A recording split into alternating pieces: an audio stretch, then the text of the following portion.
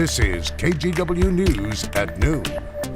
And we start with a deadly wreck in Troutdale, where a cement truck and a passenger car collided this morning. Here's a map of where it happened on Northwest Sundial Way. That is north of Troutdale's airport, right near a FedEx facility. Our photographer just brought back this video. You can see the cement truck, and the Multnomah County Sheriff's Office says the driver of the passenger car has died. We talked to a deputy on scene. Around 9:30 this morning, deputies responded to a two-vehicle critical injury crash here on Sundial Road, just north of the entrance to the FedEx facility. Deputies found a commercial motor vehicle, a cement truck, was involved in a collision with a passenger vehicle. 3 people were injured, and they've been transported to the hospital for treatment and further evaluation. The road's going to be closed here for a couple of hours while our crash reconstruction team does their investigation. They'll be working on trying to figure out exactly how that accident happened.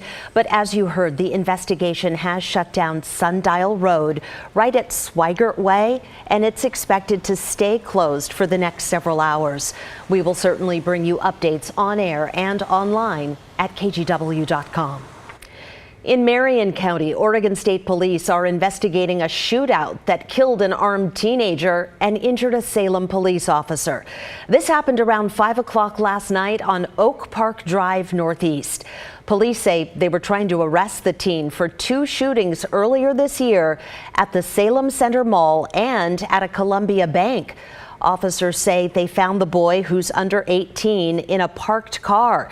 They say he pulled out a gun and shot at officers, who then returned fire, killing him.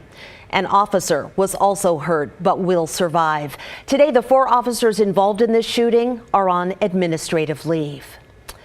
Just a shocking loss for the University of Oregon after a popular football player died in an accident at Triangle Lake.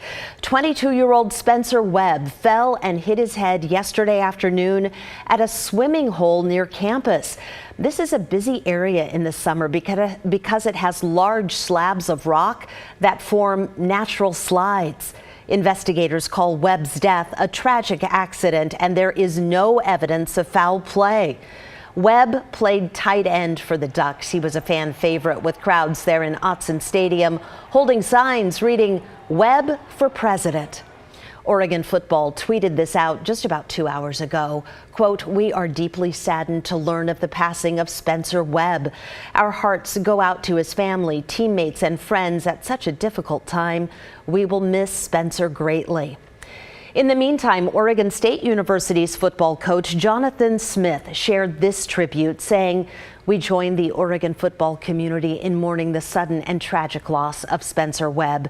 Our condolences and prayers are with his family, friends, and teammates during this difficult time." KGW Sports Director Orlando Sanchez is following this story as well. Look for his reporting coming up today on the news at 4 o'clock. Turning now to our coronavirus coverage, health officials say Clark County is now at high risk for COVID. Because of that, they're recommending everyone wear a mask indoors. The newest variants are once again putting people in the hospital. COVID patients are filling up about 12% of hospital beds in Clark County. Health officials say the best way to stave off the worst of the virus is to get vaccinated and boosted. Well, this noon, we are drilling down on that new inflation report we told you about yesterday. Prices have skyrocketed 9.1% in the last 12 months. It's the highest yearly spike since 1981. Let's break down the numbers. Cost of housing up 5.6%. Electricity up 13.7%. Look at that. Natural gas up almost 40%. And the cost of food 10.4%. But this is where inflation is really biting. Last month, gas prices cost almost 60% more than they did a year ago. And oil prices jumped almost 100%. The Fed is going to say, oh my goodness, we've got to stop this snowball from getting bigger and bigger and turning into an avalanche. In 2 weeks, the Fed is expected to raise interest rates by another 0.75 of a percentage point. Meanwhile, President Biden is in the Middle East, hoping the Saudis will agree to boost oil production to help bring down gas prices here at home. Now, there is a little bit of good news. Gas prices have dropped 38 cents in a month. The hope is inflation may have peaked last month. Okay, before we get to Rod Hill this afternoon, I want to take a look at our sky cam in Cannon Beach. Wow, what a day to be there. Haystack Rock under nothing but sunshine. So, Rod, is that the weather story pretty much everywhere today? Yeah, this is, as we say, this is why we live here, right? We dream of these beautiful, perfect summer days with not much humidity. And while much of the country is typically kind of sweating it out, we're fairly comfortable. And that's right where we are at noon today. So you saw the beautiful blue sky up at Cannon Beach. It's the same way down along the Central Coast. A little bit of wind down in Newport, Uquinta Bay, reporting northwesterlies at 13 sustained, probably gusting up to 20. 61 is the temperature. Beach temperatures stay about 65 to 70, we think, for highs. And just as sunny, really, all areas. Here's our Rose City camera looking across the Willamette. We are at 71, and we are en route to getting up into the 80s. We do expect some 90-degree temperatures east of the Cascades. Here's the Sun River Resort live cam. You can see Bachelor right there from the back of the lodge sticking up. 85 for Portland this afternoon, the high, 77 at 8 o'clock.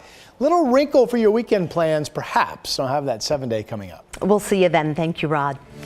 This next story is about the hard work and courage it takes to start a restaurant. Catherine Cook introduces us to one Portland restaurant owner who's embracing the victories and the challenges after years of dreaming.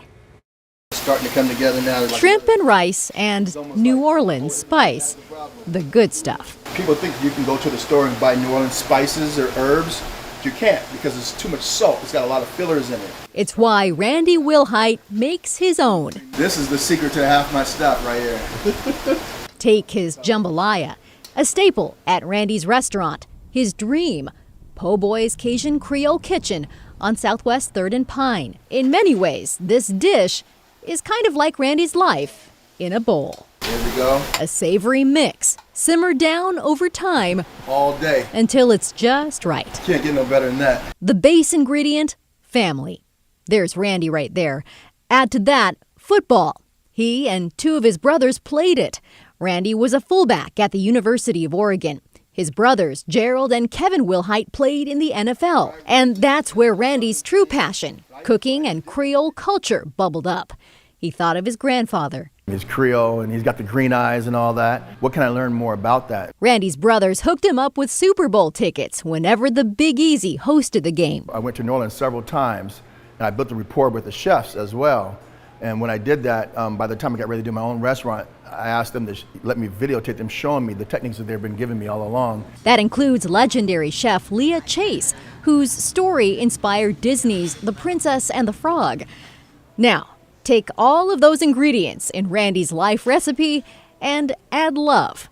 Every good dish is made with it. When I wanted to find, like my true love that I had left in college, Karen Hamilton. It had been 25 years. I was just kind of like daydreaming, thinking about Karen. He tracked her down and found her in Portland.